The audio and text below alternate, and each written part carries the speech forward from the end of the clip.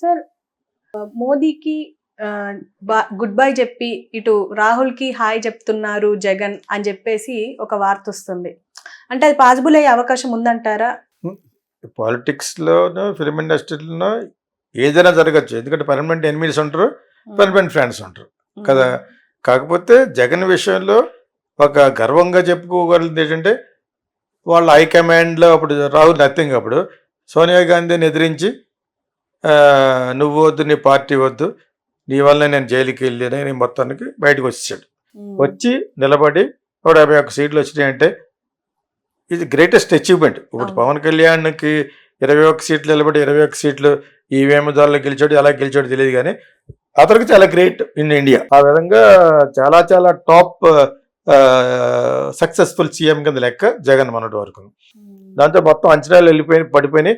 కాంగ్రెస్ అన్ని చోట్ల పడిపోయింది. కాంగ్రెస్కి ఈ రోజున అడ్రస్ లేదు కాబట్టి షర్మిల లాంటి అన్నోన్ పర్సన్ వెళ్ళి ప్రెసిడెంట్ ఇవ్వమంటే ఇచ్చారు. ఎందుకది 4 తీసుకోవాలి కదా. అంచేత కాంగ్రెస్కి అటువంటి పొజిషన్ తీసుకెళ్ళగలిగినోడు ఎవడో అతను జైల్లో మన ఎవరో జగన్ మళ్ళీ జైల్లో పెట్టిన తర్వాత అతను మానసిక శోభ ఒకరోజు కాకపోతే ఒకరోజు 16 నెలలు అంటే ఒకరోజు ఉంటుందా. So what ever jail it is అంచేత సో అదంతా క్షోభ అనిపించి ఆ కక్ష అంతా డబ్బులు తినేటోళ్ళను నిరంకసుత పాలనలో చూపించాడు. అక్కడ బ్యాడ్ అయ్యాడు. అక్కడ జైల్లో ఉన్నది ప్రతి అణువణువున ఇతను కక్ష తీర్చుకున్నాడు. బయట పడుకున్నాడు. చంద్రబాబు నాయుడిని ఎంతవరకు ఇన్సల్ట్ చేయాలో చేశాడు. పవన్ కళ్యాణ్ ఎన్ని తిట్టలు తిట్టాడు.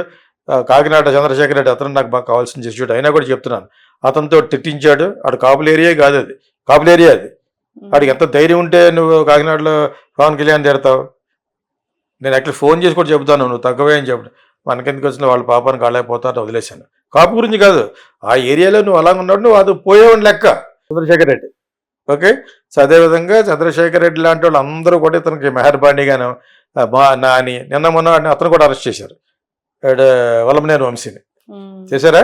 అతనితో పాటు ఉన్న వాళ్ళు 20 మంది, మొత్తం 70 మంది మీద కేసెట్టది. తెలుగుదేశం ఆఫీసుని నాశనం చేయడానికి ఇతను ఉసుకెళ్ళిపోయాడు కాబట్టి వల్లభనేని వంశీ అతను ఇప్పటి వరకు కనపడకుండా దక్కున్నాడట. ఇతనితో పాటు చాలా మంది దాక్కున్నారు. 16 మందితో పాటు ఇతను కూడా అరెస్ట్ చేశారు. ఇంకా 30-40 మంది అబ్స్కాండింగ్లో ఉన్నారు, వాళ్ళని కూడా అరెస్ట్ చేస్తారు. అది పట్టుకు వాళ్ళు గుర్తునే వదలడు. ఎందుకంటే వాళ్ళు మదర్నే తిట్టారు. ఎవరు లోకేష్ వదలడు. రెడ్ బుక్లో మెయిన్ వాళ్ళే కొడాలి నాని, వల్లభనేని వంశీ, వీళ్ళిద్దరే మెయిన్. వాళ్ళందరినీ డెఫినెట్గా అది వాళ్ళ ఏరియా కూడా. వేరే అంటే కమ్మాస్ బాగా డబ్బున్న వాళ్ళు, వీళ్ళ మీద గెలిచిన వాళ్ళు కూడా పెద్దవాళ్ళే మనీ వైజ్. ప్లస్ ఏమో లోకేష్ మాటకి జవదాటరు వాళ్ళు, అసలు గిరిగిస్తే అక్కడే ఉంటారు. సో అంచేత అక్కడ వాళ్ళందరి మీద కక్ష తీర్చుకుంటాడు. ఇప్పుడు రాహుల్ గాంధీ తోటి హలో అన్నా హలో కనకపోయినా కూడా మన వాళ్ళు ఎందుకు పెడతారంటే ఏదో విధంగా సెపరేట్ చేసేస్తే మోడీ దెబ్బ అయిపోతాడు. ఎందుకు అవుతాడు? ఈ 11 సీట్ల వల్ల ఆయన దెబ్బ అవుతాయి. ఇంకో 11 మంది కొంటారు కావాలంటే. మీకు తెలిసిందా మీకు? అక్కడ ఉన్న వాళ్ళు ఇండిపెండెంట్లీ వాళ్ళు మొత్తం కలిసిపోతాం, వాళ్ళు ఇంకా కొనొచ్చు కూడా. ఎవరు? బీజేపీ వాళ్ళు. It is not that easy. ఇప్పుడు ఇతను వెళ్ళటం వల్ల వెంటనే గవర్నమెంట్ పడిపోద్ది అనుకుంటే మారతాడు. బిల్లు పాస్ అవ్వడం కోసం ఉండాలి 11 మందిని. మీకు అర్థమైంది. ఇప్పుడు అర్జెంటుగా జగన్ ఒక్కడు వెళ్ళిపోవడం వలన నీ గవర్నమెంట్ పడిపోద్ది అంటే వెళ్తాడు, బెదిరిస్తాడు, దుఃఖతం చేత అంటాడా. అలా అనే అది లేదు. మోడీ గారి హెల్ప్ ఇంకా కావాలి అతనికి. ఇతని హెల్ప్ కావాలి. బికాజ్ అక్కడ స్మూత్గా ఉండాలంటే, బికాజ్ అక్కడ ఏది స్మూత్గా లేదు. ఇంక్లూడింగ్ పార్లమెంట్లో ఈ బుత్తికి ఎండేస్తారు. మన యూట్యూబ్ భాషలో మాట్లాడాలంటే, ఎవరో మన కడప భాష మాట్లాడాలంటే బుత్తికి ఎండ ఆరేసి పెట్టారనమాట. ఎవరో మోహిత్రి ఆ అమ్మాయి ఉంది కదా, ఆ అమ్మాయి బెంగాలీ వాళ్ళందరూ, ఇంక్లూడింగ్ రాజా, తమిళనాడులో రాజు, వీళ్ళందరూ కూడా. రాజా పెద్ద ఫ్రాడ్, కానీ ఇంత బాగా మాట్లాడాడు. దయానిధి మాత్రం చాలా బాగా మాట్లాడాడు. నాకు బాగా క్లోజ్ ఫ్రెండ్ అతను. చాలా చాలా బాగా మాట్లాడాడు. నవ్వుతూ హేళనగా మాట్లాడాడు. వాళ్ళకి టైం ఎక్కువ ఉంటుంది కదా, స్పీకర్ టైం ఇస్తాడు క్వశ్చన్ అవర్లో, ఎందుకంటే ఎక్కువ సీట్లు ఉన్నాయి కాబట్టి. బ్రహ్మాండంగా మాట్లాడారు. డిఎంకే బాగా మాట్లాడింది, అండ్ ఆల్సో తృణమూల్ కాంగ్రెస్ వాళ్ళు చాలా చాలా బాగా మాట్లాడారు. వాళ్ళందరూ బాగా మాట్లాడారు. జనరల్గా బెంగాలీస్ ఇంటెలిజెంట్ పీపుల్ ఉంటారు. చాలా చాలా వాళ్ళు మాట్లాడిన దాంట్లో 90% కరెక్ట్.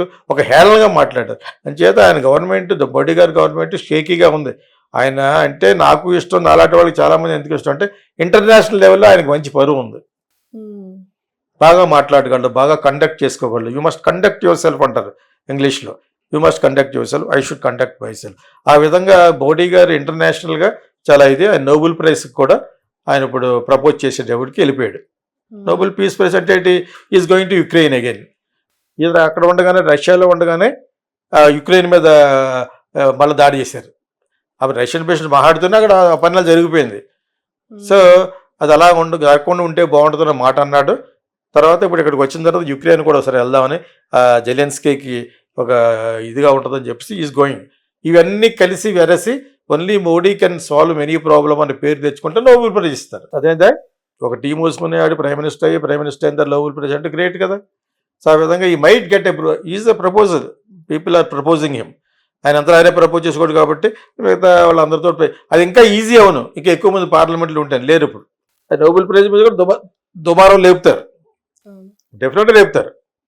సో ఇంటర్నేషనల్ ప్రెస్ రాస్తుంది. ఇప్పుడు మన చోట రాసి టైటం పెద్ద ఇది కాదు. న్యూయార్క్ టైమ్స్లోను, ఇంకా చాలా ఉన్నాయి, వాషింగ్టన్ పోస్ట్ అని పెద్ద పెద్ద ఇంటర్నేషనల్ డైలీస్ ఉన్నాయి, వాళ్ళు రాస్తారు. వాళ్ళందరికీ ఉంటారు ఢిల్లీలో.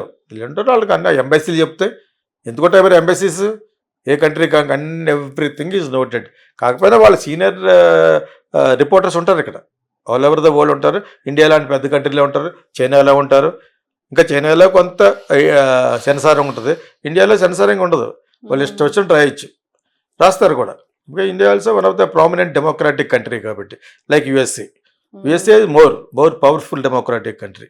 సో ఇప్పుడు జగన్ని హలో అన్నాడా లేదా అనేది నాట్ ఎ పాయింట్, ఎవరు రాహుల్ గాంధీని హలో అన్నాడా లేదా అనేది. కానీ ఒక ఒక ఒక దుమారం లేపుతారు. ఎందుకంటే వాళ్ళ మీద కూటమి, అక్కడ ఇండియా కూటమి మీద అపోజిషన్ చాలా ఉంది. వాళ్ళంతా కూడా ఏదో ఒక సందర్భంలో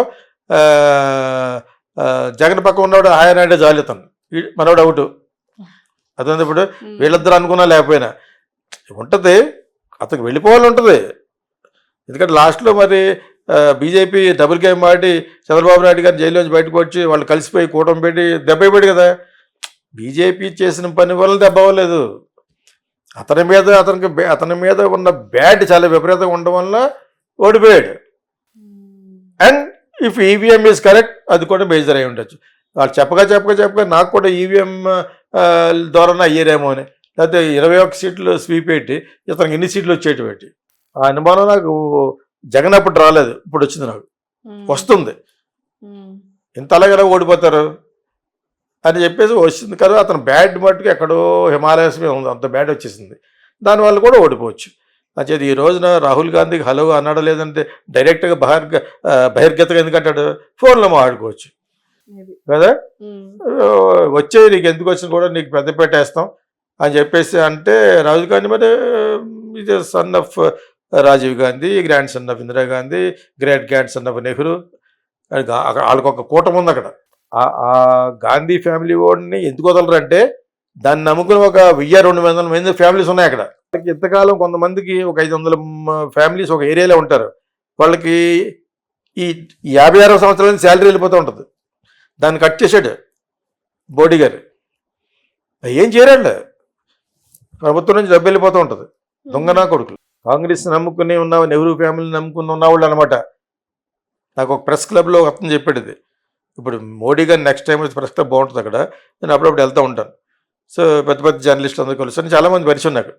ఇంటర్నేషనల్ ప్రెస్ మీట్ పెట్టుకుంటానికి ఒకసారి పెట్టారు, ఇండియా మీద ప్రాజెక్ట్ చేస్తాం, అప్పుడు పరిచయం అయ్యారు అనమాట. ఆ పిఆర్ఓ పరిచయం చేశాడు. తెలుగు వాళ్ళు 2-3 ఉన్నారు, టాప్ ప్రెస్ పీపుల్ అనమాట. సో నాకు వాళ్ళు చెప్పారనమాట, ఇక్కడ ఒక కూటమి ఉంది జనాలు, ఈ ఫ్యామిలీస్ అందరినీ పోషించేది కాంగ్రెస్ అట, తెలిసిందా మీకు. అంచేత వీళ్ళు సౌత్ ఇండియాలో ఉన్న జగన్ లాంటి వాళ్ళ వల్ల దెబ్బ అయిపోయింది కాబట్టి ఈరోజు మళ్ళీ కలుపుకుంటాక వాళ్ళు రెడీ. కొత్తోటి వచ్చి నా దగ్గరికి వచ్చేస్తారు 15 సీట్లు అంటే ఎందుకు వెళ్ళరండి, వస్తారు. It is the ball is in the court of Jagan. అంత వెంటనే చేయదు, because is in the cases. ఆ కేసెస్ మేము విత్డ్రా చేసుకుంటామంటే ఇప్పుడు కుదరదు, గవర్నమెంట్ లేరు కాబట్టి. మేము చేసుకుంటాం ఇప్పుడు అంటే ఎప్పుడు కావాలితే అప్పుడు చేసుకుంటే అప్పుడు జరగదు అది.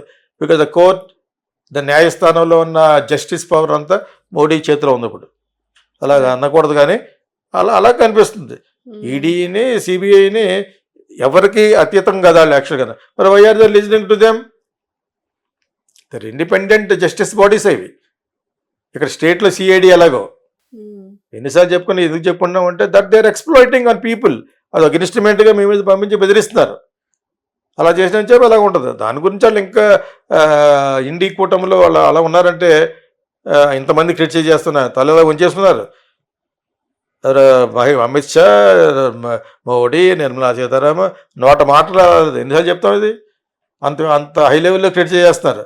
Bengalis other opposition parties, DMK నన్ను చాలా చాలా బాగా మాట్లాడు. నిన్న మొన్న మర్చిపోయిన పాయింట్, దయానిధి మారన్ చాలా చాలా బాగా మాట్లాడాడు యాక్చువల్గా. సో దయానిధి మారన్ అంటే కళానిధి మారన్ బ్రదర్, మురసోలి మారన్ గారు అబ్బాయిలు. మురసోలి మారన్ ఎవరు? కళానిధి సిస్టర్ కొడుకు. అతను చాలా లిటరేట్, బాగా చదువుకున్నవాడు. ల్యాండ్ మార్క్ అనే షాపులు ఉంటాయి, ఇక్కడ చూసావు ఇక్కడ ల్యాండ్ మార్క్ పుస్తకాలు అమ్ముతారు.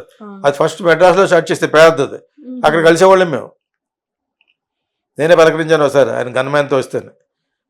ఆయన ఆ రోజుల్లో కూడా పుస్తకాలు కొనుక్కుంటా వచ్చేవాడు. ఈ was union minister for many years. So ఈ విషయం దయానిధి కూడా తెలుసు. దయానిధి హెల్ప్ మీ ఆల్సో. నా లాస్ట్ ఫిల్మ్ తమిళ్లో కొన్నారు వాళ్ళు యాక్చువల్గా, కాఫీ బార్ తమిళ్లో. So what ever it is, చాలా చాలా బాగా మాట్లాడారు. ఇప్పుడు జగన్ అందులో కలవడం అనేది పెద్ద ప్రశ్నే కాదు. ఇతను కలిస్తే వెంటనే గవర్నమెంట్ పడిపోద్ది అనుకుంటే అప్పుడు ప్రామినెన్స్, ఆ ప్రామినెన్స్ లేదే. ఇటువంటి వాళ్ళు చంద్రబాబు నాయుడుకి నితీష్ కుమార్కి ఉన్నది.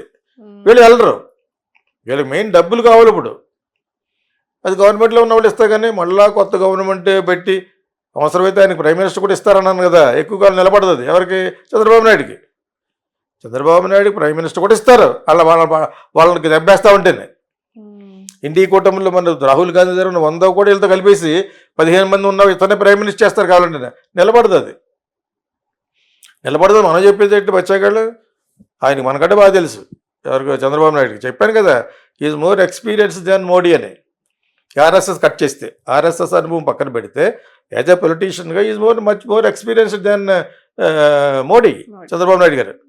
దాని చేత ఇవన్నీ కూడా ఒకసారి ఎందుకు అప్పుడప్పుడు రెన్యూల్ చేసి మాట్లాడుకోవాలంటే ఇది పొజిషన్. ఏదో పెడతా ఉంటారు తమ్మలేను. జగన్కి దెబ్బ, ఆడికి షాకు, ఇది షాకు. మన తమ్మలేను ఏముంటాయి? చంద్రబాబు నాయుడు షాకు, ఆడు ఈడికి షాట్, ఆడికి షాక్. అవన్నీ చదువు వినేవాడికి చూసేవాడికి ఆడికి షాక్. లోపల మ్యాటర్ అది ఉండదు. తర్వాత నాకు షాక్. అక్కడ పెట్టింది ఏంట్రా అన్నట్టు కింద ఎవడు